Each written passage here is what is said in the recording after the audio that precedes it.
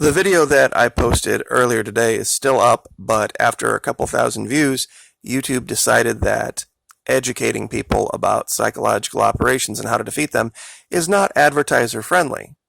And I guess I might be able to understand that since advertisers and businesses use psychological operations all the time to get you to buy their products. And they can't have people being educated about that. So it's under review, and we will see how that turns out. But I thought we would just do a second video today and talk about what we were going to talk about tomorrow. The man on the right is Vladimir Padrino Lopez. He is the head of the military in Venezuela. He has a very interesting history, and when I show you this part of his history, I think it will become very clear why DC stands absolutely no chance with these silly little psychological operation games that they are playing. From his wiki. On 5 July 1984, Padrino graduated from the Military Academy of Venezuela, where he commanded a mortar personnel of the Antonio Ricaurte Infantry Battalion in Rubio, Táchira State. Between February and May 1995, Padrino was sent to the School of the Americas at Fort Benning, Georgia, for a quote-unquote psychological operations and quote-unquote advanced officer training course by the United States Army.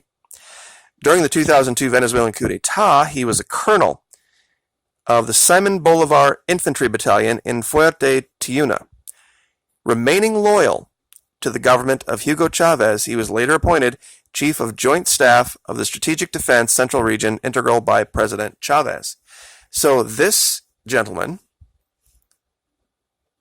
the man on the right, is not only very loyal, he has also been trained by the United States military, in fact, the exact same school that trained me in psychological operations. So all of these tactics, all of these techniques, what we spoke about in the earlier video from today, this man knows them inside and out.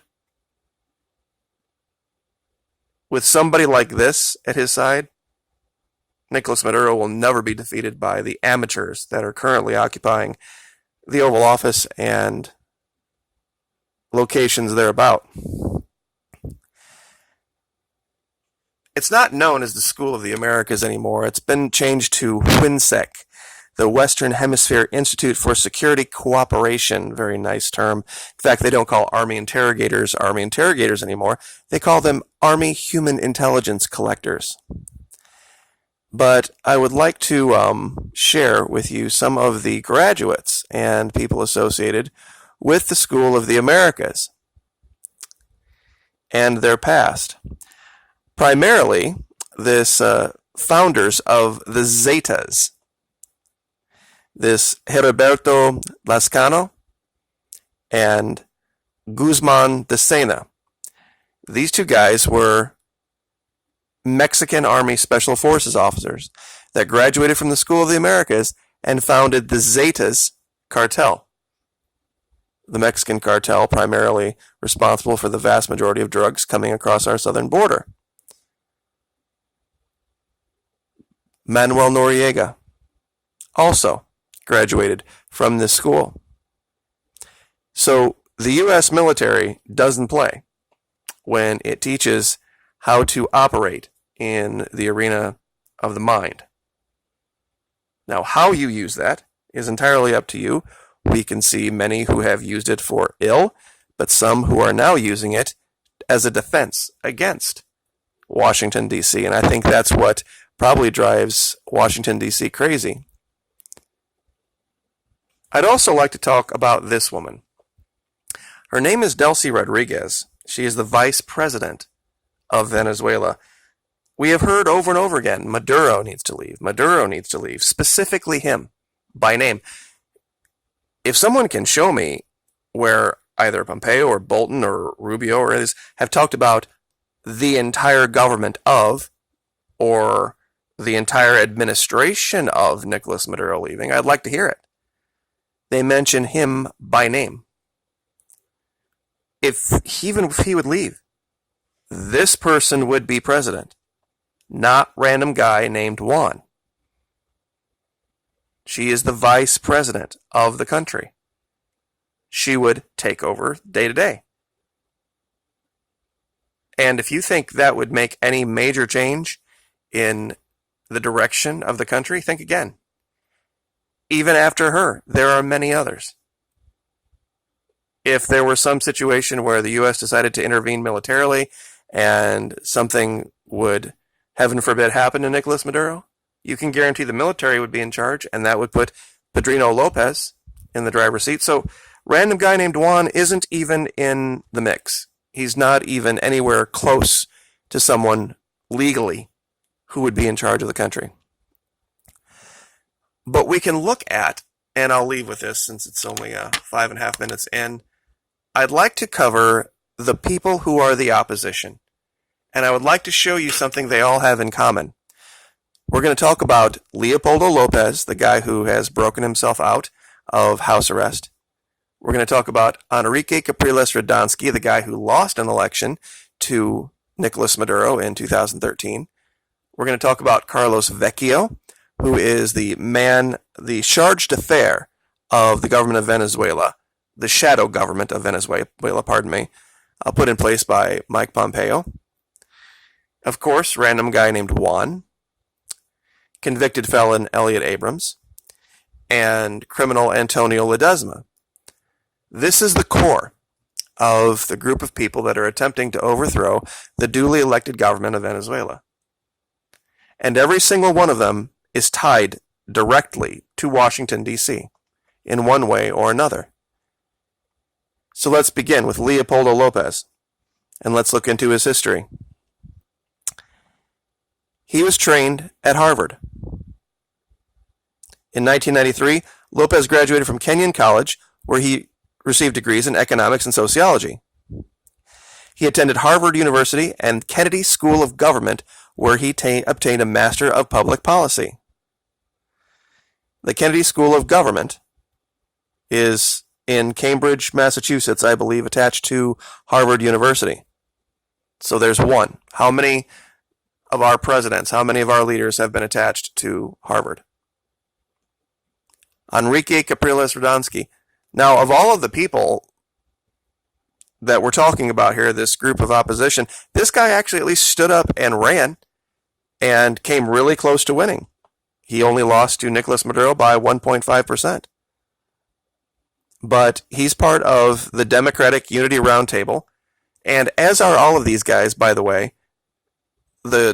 Even if Maduro would leave, these guys, the parties that they're attached to, are all socialist. It's just different versions of socialism. And let's see, I think with this gentleman, it was Colombia. Yep.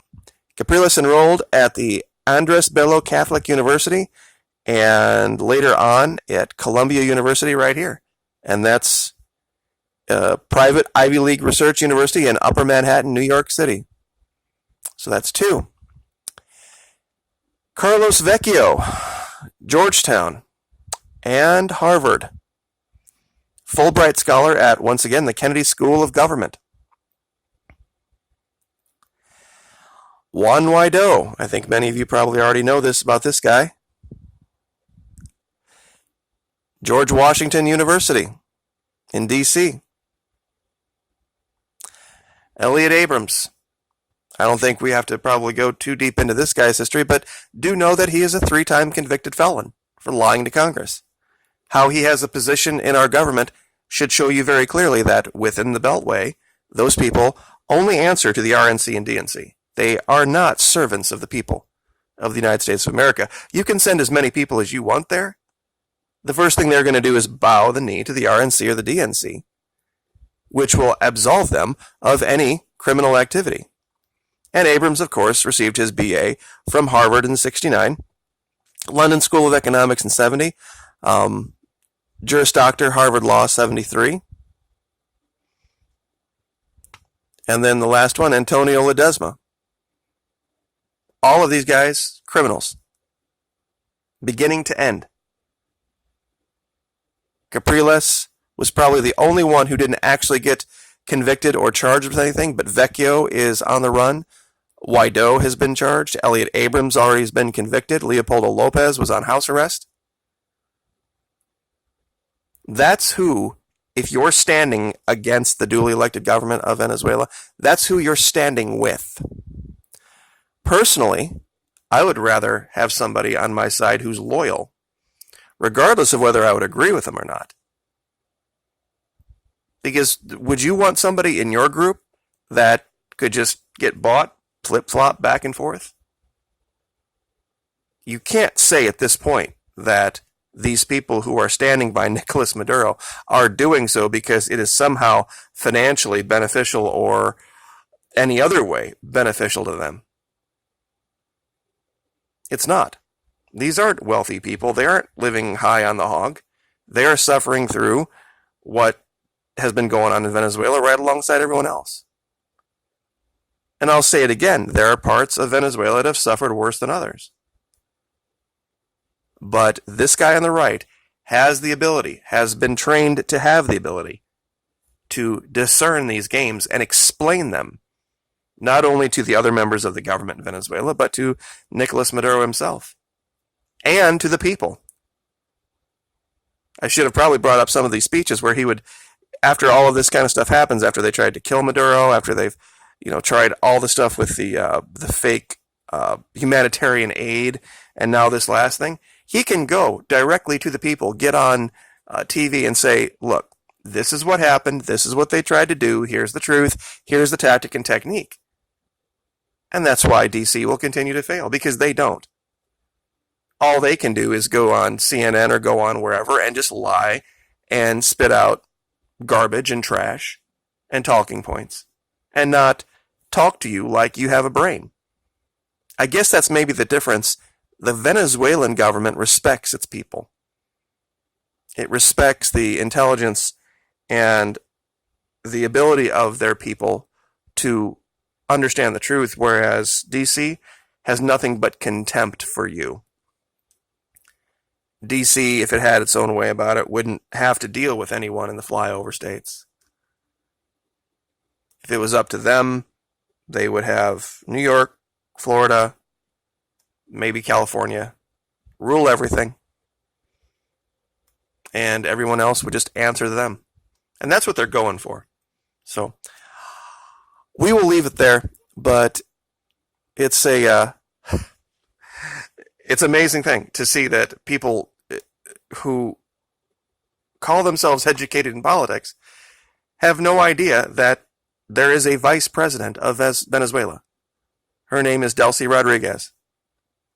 And if anything happens to Nicolas Maduro, this will be the person who will be the president of Venezuela.